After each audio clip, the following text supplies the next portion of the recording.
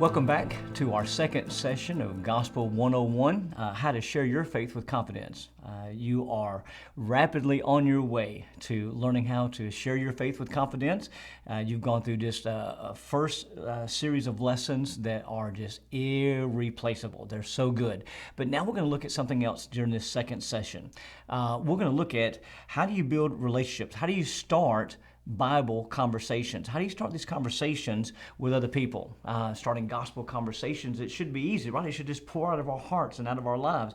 But sometimes there's difficulty. And through these series of videos, you're going to be dealing with who has God put around you? What are their names? How do you talk to them? Are there some conversation starters that would help you? And so if you'll stick around for this series of videos for our second section, it's going to help you to start those gospel conversations.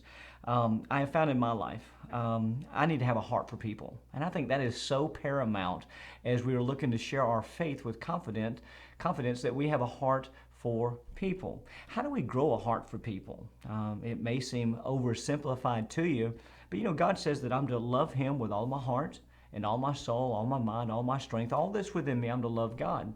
And then as I grow in that love for God, there's going to be something that's going to happen. There's going to be a love for my neighbors, myself. As I grow in my love for God and as I get a heart for God, I get a heart for other people. It's just an amazing spiritual principle that works, that the more I give my heart to God, the more that my heart will be open to other people. And so would you maybe pray, God, help me to have a heart for you. Help me to have a heart for your word and for your purpose. I want to share my faith with confidence. I want to be used in getting the gospel message to people that don't have assurance that heaven is where they're going to spend their eternity. God, give me a heart for you and give me a heart for other people. Two questions maybe to ask yourself would be this. Do I truly love all people? Do I have some roadblocks in my life of some people that I do like or some people that I don't like? Have I put stipulations and walls up?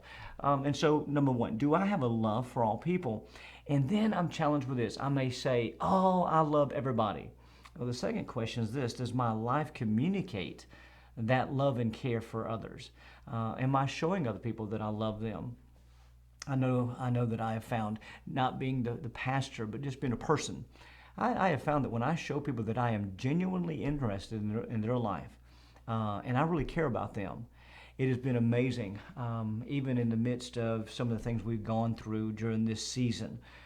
It's just been amazing, the doors that have opened, because hopefully I am able to transfer that I really do have a heart for people, that I really do care about what you're going through. And when I ask you, how are you doing? I really care about that answer. And so I want to have a heart for people, but I can say, well, I really care about you, but is my life manifesting that? Is my life showing that? Maybe you would take a moment and pray, God, now I want to love you. And God, I want to love other people. God, would you help me to love other people, have a heart for other people? Now, I know you probably don't have this challenge, but for me to have a heart for other people, to care about other people, and to show them that I care, I've got to fight something in my life. Now, I know it's not in yours, but I have to fight selfishness. Because as long as I'm looking at myself, I will not see others. God, I want to love you. God, I want to love other people. I want to communicate to them my care. And one of the greatest things that I can show care about is their soul. Of all the things that I could be concerned about, from hunger to lodging, those are all very important things. The most important thing is where will they spend their eternity. In your notes, you'll find that there are 4 commitments to have a heart for others. If you'd allow me to read those as we close out this section. Number 1, I love God and I love others. That's a commitment. Now, Lord, I love you and I'm going to love others.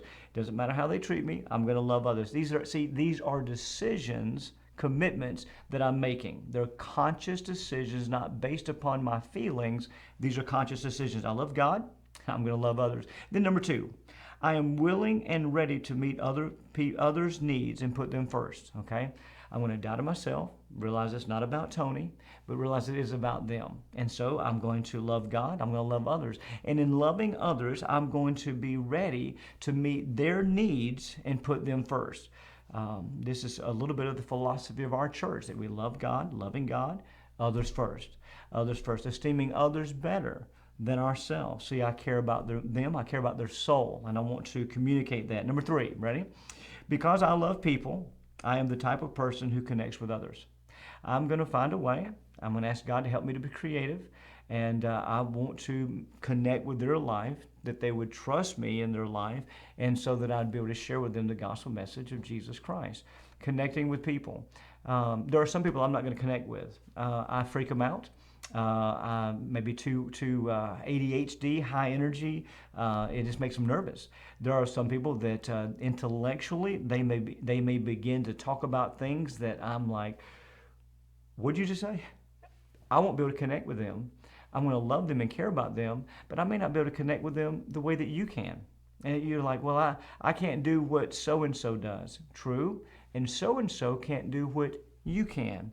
And so connecting with people, God's going to put around into your life people that you can connect with. I love God. I'm going to love people. And I'm going to put other people first. And I'm going to ask God to help me to connect with those that He's placed within my life, because God has given you the ability to be able to do that. I recognize, number 4, that people's greatest need is salvation through Jesus Christ. I will not. See, it's got to be a conscious decision. I will not lose sight and focus on eternity. Right now is not what it's all about. There's an eternity coming, and I want to do all I can to make sure that I have people as prepared as possible to be ready to meet God. Do they have a saving knowledge of Jesus Christ as their Savior? So I want to be able to share my faith. I want to be able to share my faith with confidence. I want to share it with as many people as I can.